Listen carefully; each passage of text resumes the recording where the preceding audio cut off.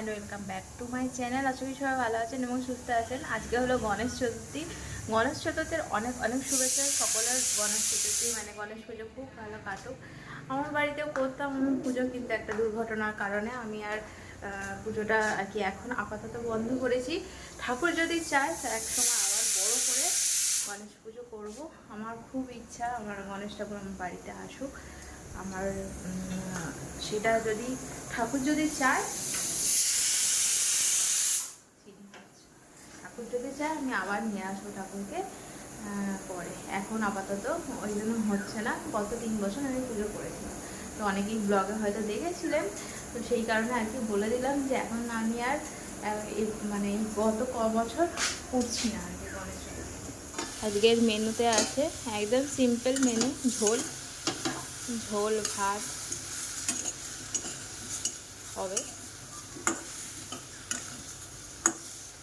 একদম less oil দিয়ে আর কি ঝোল ভাত করছি। এতে মাছ ভেজে দিয়ে দেবো, মানে বাবার মায়েরটা তুলে দিই, আমাদেরটা মাছ ভেজে দেবো।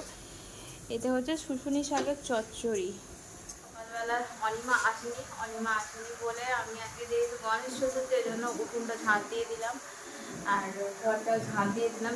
ঘরগুলো ঝাঁট ফাট দিয়ে ভাবলাম একবারে চান করেছি, প্রচণ্ড ঘেমে গেছিলাম, ওই জন্য ভাবলাম চান টান করে এসে তারপরে রান্নাবান্না দিকে চান টান করে এসে পুজোও করে এলাম। পুজো টুজো করেছে তখন রান্নাঘরে ঢুকবো। আর অনিমা এখন ইদানিং সকালের দিকে আসছে না, বিকেলের দিকে আসছে, কাজে চলে যাচ্ছে আর বিকেলের দিকে আসছে এইরকম। এবার সকালবেলা গৃহস্থের বাড়িতে একটু ঝাড় না পড়লে হয়।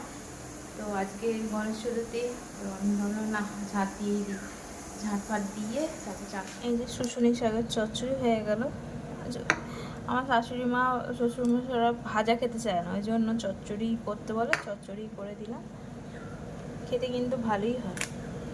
এদিকে আমার চা বসলো, ঝলমলিয়ে রোদ ছিল, তারপরে দেখছি যে আবার মেঘ করে গেছে। ছেলেকে যখন স্কুল দিতে গেলাম তখন দেখছিলাম যে ভালোই রোদ উঠেছে, ছাতা নিয়ে গেলে করে গেছে। বাইরে বেরোলে আশেপাশ থেকে ভালো ভালো গন্ধ আসছে। রান্নার বেশ সুন্দর গন্ধ আসছে, কেউ ভালো রান্না করছে। আর আজকে আমি মাছ, চারাপোনা মাছ নিয়ে নিয়েছি, চারাপোনা মাছের ঝোল হবে। তো দেখালাম মেনু খুব একটা আমাদের ভালো নেই, এর পিছনে অনেক কারণ আছে। আমরা অনেক খারাপ সময় দিয়ে চলছি, মানে ভীষণ খারাপ সময়ের মধ্যে দিয়ে চলছি। আপনাদের কি বলবো, ব্লগে একটু ব্লগ বানাতে আসি নিজেরও ভালো লাগা থেকে, প্লাস আপনাদের এন্টারটেন করার জন্য, সেখানে আর কি দুঃখের কথা শোনাবো, ওই জন্য বলবো না। সব কিছু ঠাকুরের আশীর্বাদে সব ঠিকঠাক হয়ে গেলে তখন কালকে বাবা এটা নিয়ে এসেছে। আমাদের তো দুটো মাঠ, এখানে এইদিকে একটা আছে, ওইদিকে একটা আছে, তো ওই মাঠে হয়েছিল। এইটা নিয়ে এসেছে। আর এই যে থোর, কালকে থোর ভাজা করেছিলাম। আর এটা যেহেতু কাঁঠালি কলার থোর, তো সেই কারণে কষটা নেই। আর কাঁচা কলার থোরে আমাদের বাড়িতে নিরামিষ ভোজি সব। সব বলতে আমার শাশুড়ি মা, শ্বশুর মশাই, ওরাই তো সব আর কি, মানে কর্তা নেই বাড়ি। তো সেই কারণে আমাদের এই থোর, মোচা এসব খুব খাওয়া হয়। আর খেতেও ভালো লাগে। থোরে তো আয়রন আছে, মানে তো অবশ্যই খাওয়া দরকার। যাদের আয়রনের অভাব, যারা প্রেগনেন্ট, তাদের জন্য খুবই ভালো থোর। থোর সবার জন্যই ভালো, কিন্তু আমরা খাই খুব। একটুখানি থোর নারকল দিয়ে ভাজলে ভীষণ ভালো খেতে হয়। আর গাছের তো ছাড়টা নেই, ওই জন্য আরও ভালো লাগে। কি দাদু কি বললো, কি বলে বলে পাঠালো সেটা তো বলবি। কি বলে বলে পাঠালো, কি বলে বলে পাঠালো? কি নিচে, নিচে যা, নিচে যা। পেন্সিল, রাবার, তারপরে ছোলা সব হারিয়ে আসবে, আবার সেগুলো আবার নিয়ে যাচ্ছে, লুকিয়ে লুকিয়ে নিচ্ছে। যদি না আসে, ব্যাগে যদি না থাকে পিটবো। তাড়াতাড়ি ব্রাশ কর, ব্রাশ কর, ব্রাশ কর। Hello everyone, good morning. আর কালকের ব্লগটা কন্টিনিউ করা হয়নি। কালকে আর ভালো লাগছিল না, এত টেনশন, এত চিন্তা, তো সেই কারণে মন মেজাজ ভালো ছিল না, সেই কারণে আর ব্লগ করতে আর ভালো লাগছিল না, ওই জন্য করিনি। ভাবলাম যে ব্লগটা যখন শুরু করলাম তাহলে আজকে শেষ করেই দিই, তো ওই জন্য আবার আজকে মনের জোর নিয়ে আর কি শুরু করলাম। একদম মন ভালো নেই, কি বলবো, এত বিপদ আর ভাল লাগছে না। সকালবেলা উঠলাম, উঠে এবারে ছেলেকে রেডি করে স্কুল পাঠাবো, সেটারই তোড়জোড় চলছে। ছেলে মুখ ধুচ্ছে, চান করাবো, এবারে চান করাতে যাব। আর আজকে কালকে যেমন মেঘলা মেঘলা ওয়েদারটা ছিল, আর আজকে একদম রোদ, মানে কটকট করছে রোদ। আর আমি দেখেছি যে স্কুল দিতে যাওয়ার আগেই এত রোদ্দুরটা থাকে, না হলে পরবর্তীকালে মেঘ করে যায়, তাহলে বেশ সুন্দর ওয়েদার হয়ে যায়। আমি যখন যাব তখন হয় মুখে ট্যান পড়ার জন্য। তো এবছরে পুজোর সবার শপিং হয়ে গেছে, জানাবেন কমেন্টে। আমাদের তো শপিং টপিং সব হয়ে গেছে, তারপরে একটা ধাক্কা লাগলো। যদিও দেখাবো আপনাদের, আপনারা তো আমার দর্শক, অবশ্যই দেখাবো। সকালের এই সময়টা আমার প্রচণ্ড ব্যস্ততার মধ্যে দিয়ে কাটে। এই সময় যতক্ষণ আমি ছেলেকে স্কুলে দিয়ে আসছি ততক্ষণ আমার মাথায় মানে বাজ পড়ারই মতো। বুঝতেই পারছেন একটা বাড়িতে দুষ্টু বাচ্চা থাকলে যা হয়ে থাকে আর কি, নেড়ানেড়ি কর না করতে করতে আমার প্রায় 2 ঘন্টা চলে যায় আমার ছেলের পিছনে।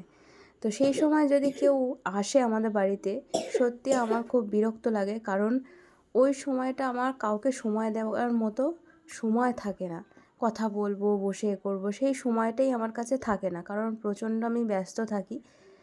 সেই একদিন আজকের মানে একদিন এসেছিলেন একজন ভদ্রলোক, যিনি এসেছিলেন ঠাকুরের নাম করে বুজরুকি করতে, যেটা আমি মানুষ না খুব ভালো চিনতে পারি। আমি মানুষ দেখে বলে দেবো যে সে কীরকম হবে। এটা জানি না ভগবান প্রদত্ত কি না, এবারে আপনারা বলবেন, হ্যাঁ হাসাহাসি করবেন, কিন্তু আমি পারি। লোকটা ফ্রড ছিল, আমার শ্বশুরমশাই পরে যাচাই করে জানতে পেরেছে। তার সাথে কথা বলতে বলতে আজকে একটু লেট হয়ে গেল, সেই কারণে শেয়ার করলাম।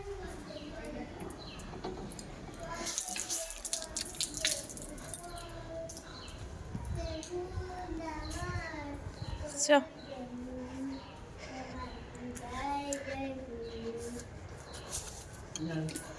চ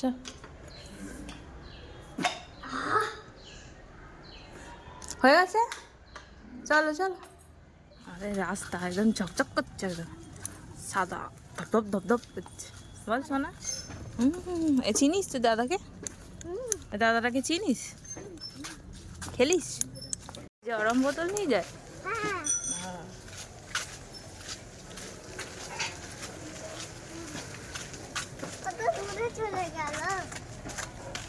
তুমিও চলে যাবে, তোমারও পাটা তাড়াতাড়ি এগোতে হবে। ওরও মোজা নেমে চলে যাচ্ছে পায়ে, সব মোজাগুলো গাটারগুলো বেশি দিন যায় না, 2-1 দিন পরে লুজ হয়ে যায়, পা থেকে নেমে চলে যাচ্ছে। আর ছেলেরও মোজা পা থেকে নেমে চলে। এই সবাই ছেলেকে দিয়ে ফিরলাম, মানে একটু আগে ফিরেছি। ফিরে আনাজপাতি কেটে, সবজিপাতি কেটে একটা রান্না চাপিয়ে দিয়ে বসেছি এখন টিফিন করতে। ডাল মুড়ি খাচ্ছি আজকে। আর কদিন ধরে সকালে ডাল হয়ে যাচ্ছে, তো ওই টিফিন খাওয়ার অত ইয়ে নেই। আর আজকে স্মুদি খাইনি, আজকে খেতাম স্মুদি, কিন্তু বানানাটা নেই, মানে কলা নেই, ওই কারণে আর কি স্মুদি খাওয়া হলো না। ভেবেই এসেছিলাম স্মুদি খাবো, তারপরে দেখছি কলা নেই, কলা ছাড়া স্মুদি খেতে আমার ভালো লাগে না। তো একটা কলা ফেলে দিলে বেশ টেক্সচারটা খুব ভালো হয়, তো সেই কারণে আর ভাবলাম ডাল মুড়ি খাই। আর কি খাবো, খাবার অপশান নেই, পিছনে চা তো আছেই, চা ছাড়া আমার জীবন চলে না। আমি বলতে হয় গাড়িতে যেমন তেল ছাড়া গাড়ি চলে না, সেরকম আমার হচ্ছে চা ছাড়া আমার গাড়ি চলে। তো চলুন খেয়ে, যে মুড়ি উপরে একটুখানি বীজ বললে চানাচুর একটুখানি না দিলে তো হবে না। ওই জন্য সকালে দেখালাম এত রোদ্দুর উড়েছে, ব্যাস এখন বৃষ্টি শুরু হয়ে গেছে। এখন ঘড়িতে কটা বাজে? 12:10 বাজে। এখন বৃষ্টি শুরু হয়ে গেছে, ঝমঝমেই বৃষ্টি হচ্ছে। কি ওয়েদারে সিঁড়ি উপরেই যাচ্ছে এটা। এবারে চান করতে যাবো। তাহলে একদম এত কটকটে রোদ্দুর উঠেছে, আমি ভাবছি যে আজকে মনে হয় সব কাঁচাকুচিগুলো করে রোদ্দুরে শুকনো করতে দিয়ে দেবো। বাবা কোথায় কি বৃষ্টি শুরু হয়ে গেল।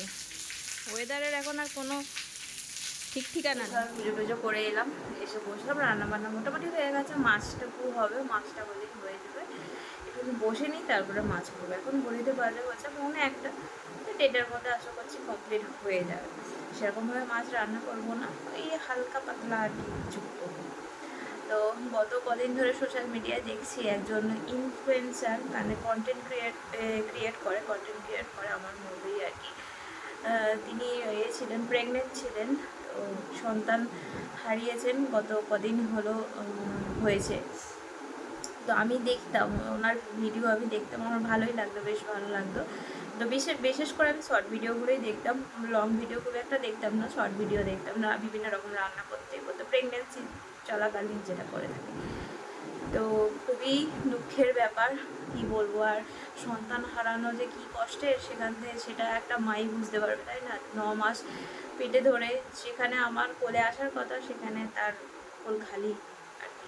যাই হোক, ভগবান করুক তার যেন আবার কোল ভরে যাক, সে যেন সুস্থ স্বাভাবিকভাবে জীবনযাপন শুরু করে আবার আগের মতো।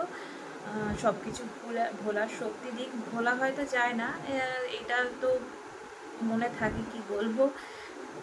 তো যাই হোক, যেন সব কিছু সামলানোর শক্তি দেয় ঠাকুর।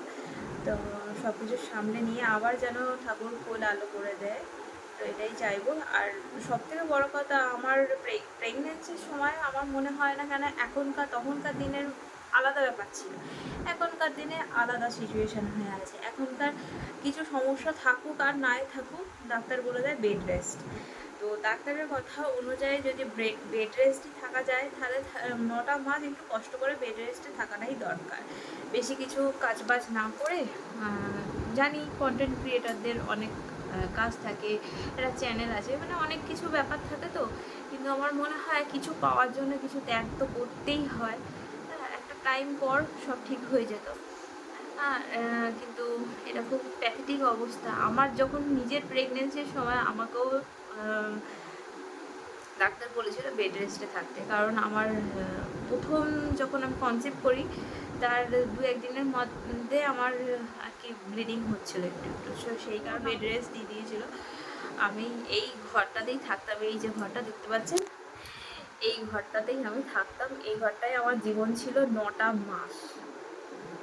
তারপরে বাচ্চা হওয়ার পরেও ঘরবন্দি ছিলাম 2 বছর। আমি এই ঘর থেকে ওই ঘর, ওই ঘর থেকে এই ঘর, বাথরুম পায়খানা এই ঘরের যেটা আছে আমাদের উপরে, ওই বাথরুম পায়খানাই যেতাম, সব এখানেই ছিল। আমি বাইরে বেরোতাম না, কোথাও যেতাম না, শুধুমাত্র ডাক্তারখানা ছাড়া আর কোথাও যেতাম না। তো এতটা স্যাক্রিফাইস প্রত্যেক মাই করে থাকে। আরও ক্রিটিক্যাল অবস্থা থাকে এক একজনের। তো সেই অবস্থায় এখনকার দিনে আমি বিশেষ করে বলবো, যারা প্রেগনেন্ট আছেন বা যারা কনসিভ করেছেন, তারা একদম কোনো কথা না ভেবে বেড রেস্টে থাকুন। যতক্ষণ না সন্তান আপনার কাছে আসছে, ততক্ষণ আপনি বেড রেস্টে থাকুন। তারপর যা খুশি করুন, যা ইচ্ছা করুন, বাচ্চার জন্মটা শুধু হওয়া পর্যন্ত অপেক্ষা করবেন, এটাই আমার বলা ছিল। যাই হোক, সোহিনীদি, নাম হচ্ছে সোহিনী গাঙ্গুলি, সোহিনীদি যেন খুব মানসিক শক্তি পায়, আবার যেন উঠে দাঁড়াতে পারে, ভালো থাকুক, এটাই কামনা করবো ঠাকুরের কাছে। ঠাকুর শক্তি দিক।